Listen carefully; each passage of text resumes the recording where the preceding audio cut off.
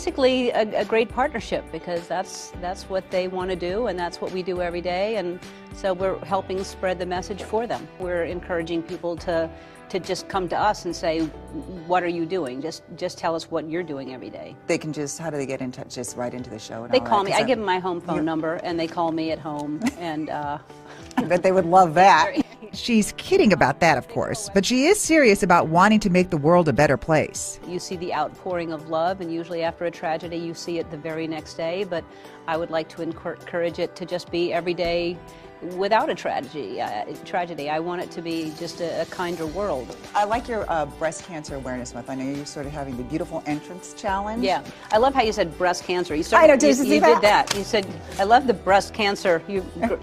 There you go. I don't know if you meant to do that, but you did. I didn't mean to. Yeah.